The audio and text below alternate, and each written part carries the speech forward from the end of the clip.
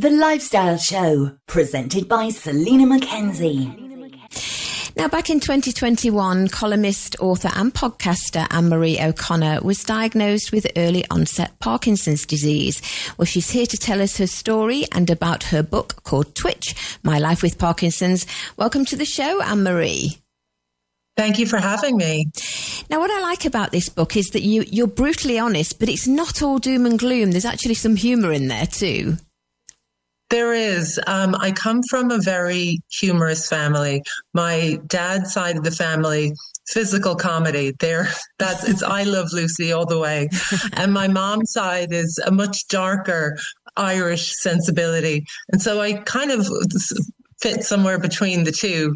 Someone once described my sense of humor as pitch black, but at the same time, the way I see it as comedy and tragedy are so tightly linked. You can choose which side of the fence that you wish to be on. Absolutely, absolutely. Can I ask what age you were when you were diagnosed? I was 48, but I had my first symptoms that I know of at age 47. So they say with Parkinson's, it's a bit like an iceberg. By the time you present with noticeable symptoms, you may have had preclinical symptoms for anywhere up to 10 years. It's very young, though, isn't it? I think it's before 50 that they call it early onset, don't they? That's correct. Yeah. Typically, it's, it's something one associates, or I associate it anyhow with, people in their senior years, not a fashion editor in her 40s. So that was my mistake. My miscalculation was always that it was the experience of an elderly man with the characteristic stoop, shake and shuffle. I didn't realize that there were over 40 symptoms, over 20 of which are non-motor. So not necessarily symptoms that you see. So a lot of it, you have invisible symptoms, as it were, to a lot of people. It doesn't look like I have Parkinson's if my tremor is under control and my involuntary movements are under control. But they don't see the pain, the fatigue, the anxiety. For some people, it's bladder or GI gut issues, or, sexual dysfunction. There's, dopamine, which is the chemical messenger in the brain that's associated with Parkinson's, is what's missing. That's what is responsible for so many things. We associate dopamine with the reward center of the brain, which is in part true. Yeah. But for the most part, it's responsible for movement, mood, motivation, cognition. And by the time somebody is diagnosed, they've lost 60 to 80% of the dopaminergic cells in their brain. So you're operating at quite a loss, really. And then can that dopamine not be put back? No, it can't. You can through medication. That's right, it. Okay. So, yeah, through medication. And also, I'd like to say lifestyle modifications really help. Like exercise is known as the free, it's not medication. And yet it is one of these, it really does help. The more you move with Parkinson's, everything slows down. It gets smaller, it gets stiffer. And so by moving and creating bigger movements, you're flying in the face of Parkinson's. You're creating that sense of dynamism. And it just, for me, I need to get 10,000 steps.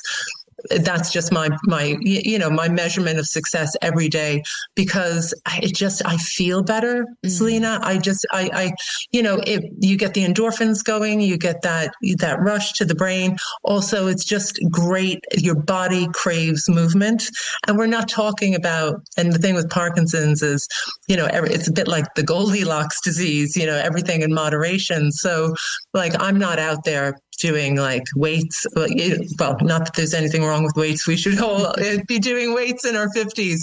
But what I'm saying is I'm not out running a marathon. I should have said that. I always joke around. I say to my sisters, if you see me running, call the police, because I'm being chased. But I'm definitely a walker, and I love where I live is really green and leafy, and everything is uphill, Selina. So wow. I get my yeah, so I get my exercise in that way, and I figure out ways to kind of just integrate it into my life. But medication is definitely a huge part, and it was a choice that I made because I needed to ring fence the years that I can, make money and make a living and kind of live well, because I am so young. It is one of these things. It took 13 months to really get the sweet spot. Because like anything else, they start you off on like the gold standard of medication, and then everyone is different, and no two people have the same combination of symptoms. They call it, my sisters laugh because they call it the boutique disease. And again, this is where our dark humor comes in. They're like, well, out of all the diagnoses you could have gotten, this one tracks. So it's the boutique disease. I was like, well, a vintage Hermes Kelly handbag would have been preferable, but I guess this is what I'm left with. But so no two people have the same combination of symptoms. So likewise, your medication is going to be different. So it took a while for me to find the right medication, because each type of medication comes with its own side effects.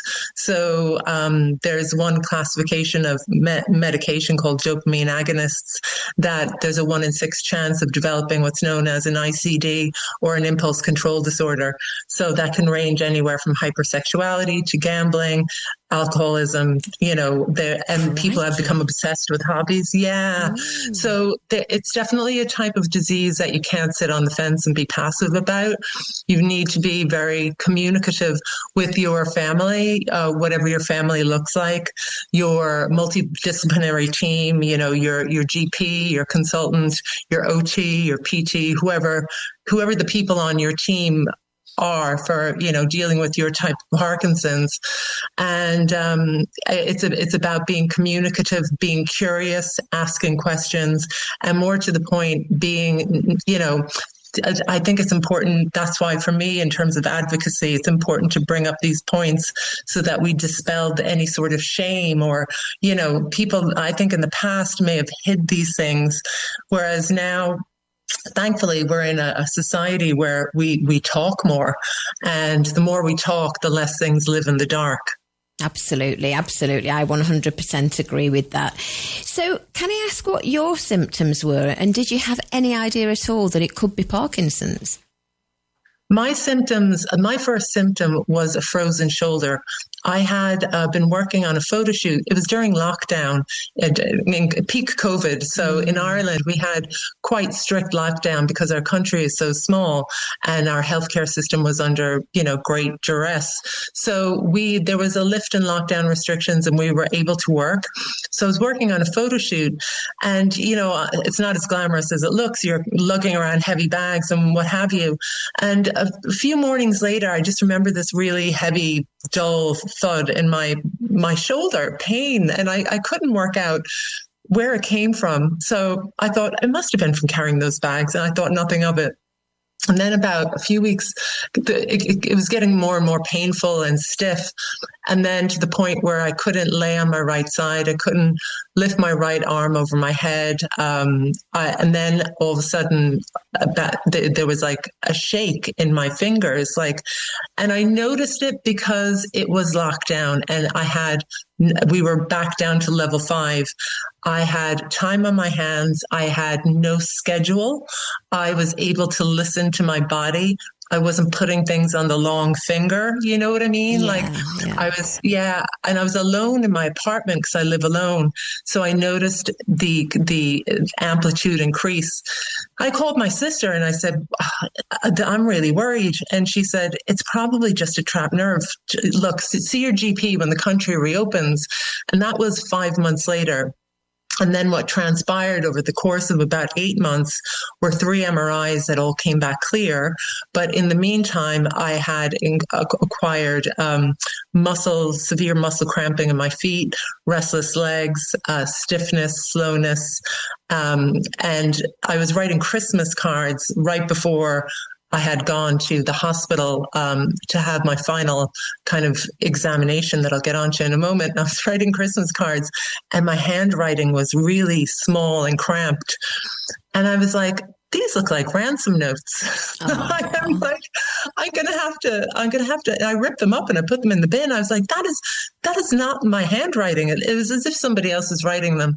And my right hand more worryingly began to cup inwards, making it really difficult to do simple things like brush my teeth, put on makeup, things like that. And my GP called and said, this is not, I told her about she said, your brain scan came out clear. I had a brain scan, a scan on my neck and spine, and a scan on my shoulder, which had ruled out immediately any idea that it could have been a trapped nerve. My head never went to Parkinson's, Selina, because I'm young. And I just thought, of course, it's not Parkinson's. And I was worried about things like COVID.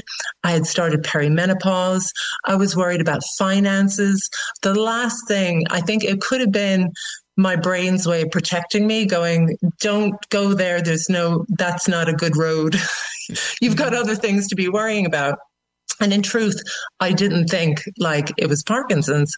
And she said, look, your scans came out clear. That's not consistent with these symptoms that you're now experiencing. I'm going to send you to Cork University Hospital tomorrow to the acute medical center. You'll be there for the day. Bring a book. You'll be there at 9. You'll see a nurse, a doctor, a few neurologists. And that's exactly what happened. I saw the man who would be my consultant neurologist. And, we went through the origin story of my symptoms. He did several tests. He consulted with his colleagues and he said, you've got early onset Parkinson's. Oh. And I'm still like, when I replay that in my head, I was just dumbstruck. And he said, there was an empty chair and I was standing at the time. And he was like, take a seat, please sit down, because I was just completely jarred by the news. And when he was telling me, though, I was taking it all in as if I was working on behalf of, I was a PA to Annmarie O'Connor. It wasn't me, and I was listening to everything. I got a crash course in what Parkinson's was. I knew about Michael J. Fox, the actor who was diagnosed when he was 29, but that was the extent of my knowledge. And like I said, the misconception of it being the experience of an elderly man, not realizing that approximately 40% of all Parkinson's diagnoses are for women, Really? So like that's, yeah. It's like, early onset, obviously we're a much more niche crowd, a cohort, if you will. It's about 10 to 20% of all people with Parkinson's, which is smaller, but 40% is significant in my opinion, anyhow. And then I came back a week later and he asked me to bring an extra set of ears, as he put it. And my best friend came with me. And then he's just an amazing man. He's so empathetic and he really understood because he knew me because I work in media in Ireland. And so he was familiar with, he's like, I'm familiar with your work. That's nice. Oh, thank you. That's nice. And he said, you've got dreams and hopes and wishes. Like these can't come crashing down around your feet. You can live well with Parkinson's. With early onset, it is slower. It does play catch up.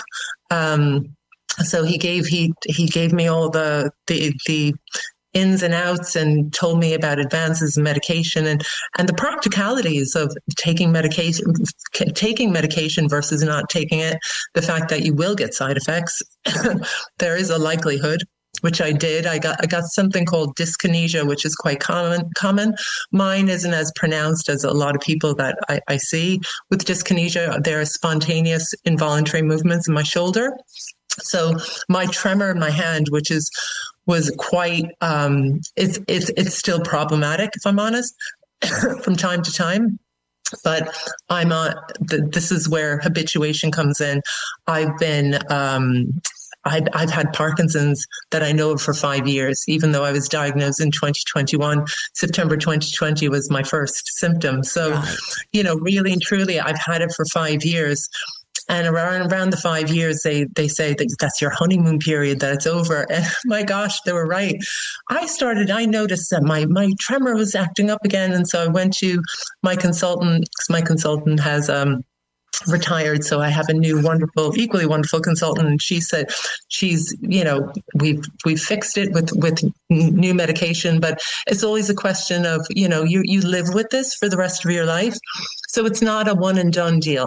You're always like keeping a diary. They say it's important to keep a diary of your symptoms and anything that's a bit off.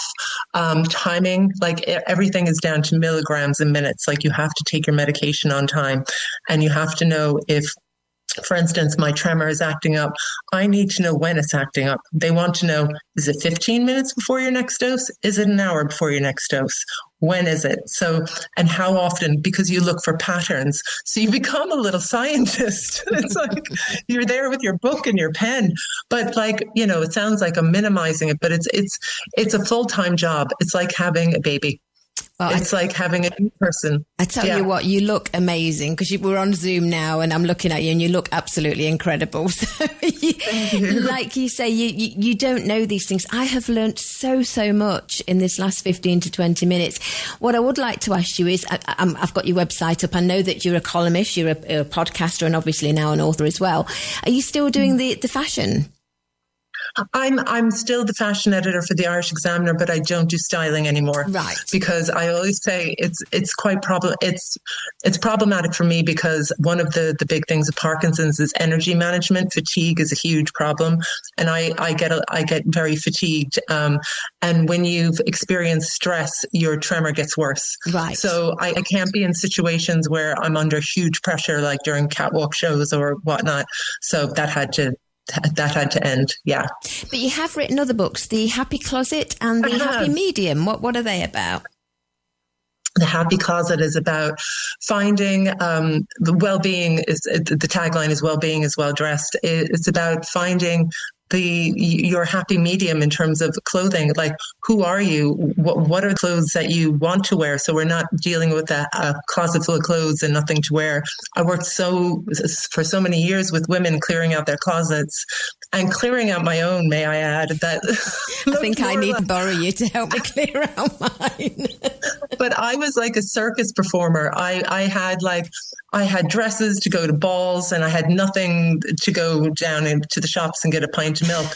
And the irony was I was on TV. This is going back so long ago, clearing out people's wardrobes, and mine was I was the biggest offender.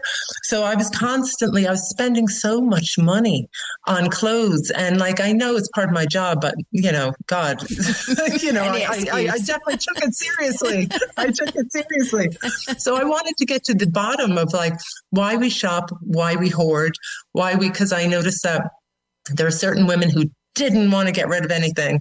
Other women who looked like they were dressing 12 different people, So I break it down into closet types, tell you which type you are, and then kind of prescribe the remedy for how to go about finding your own personal style. And again, like anything else, it's something that you adapt over time. Like, our lives change every couple of years. And so naturally our style is going to change with that as we get older, if we have kids, that sort of thing. Even if we move, like, I lived in the city and I moved out to the suburbs, and I'm wearing these full-length, checked trench coats and loafers, and I'm like, very different. Everyone's wearing Lululemon, and I'm like, okay, I've got to change. Oh, yeah. Bless you. Well, I mean, you're an inspiration. I know that you're an advocate for Parkinson's, and you're doing a very good job. Just to tell our listeners, the book is called Twitch, My Life with Parkinson's by Annmarie O'Connor, who we're chatting to now, and we're selling it right now on our website, TRE.radio. If people want to find out more about you, Annmarie, do you have a website as well? I do. It's AnnmarieO'Connor.me, or you can find me on Instagram at the worst handle in the world. It's AOCDOTME, AOC.me. AOC.me, Annmarie O'Connor. Yeah, okay, got you. Thank you so much for joining us today. Keep up the good work. Take care. Thank you. Bye-bye. Bye.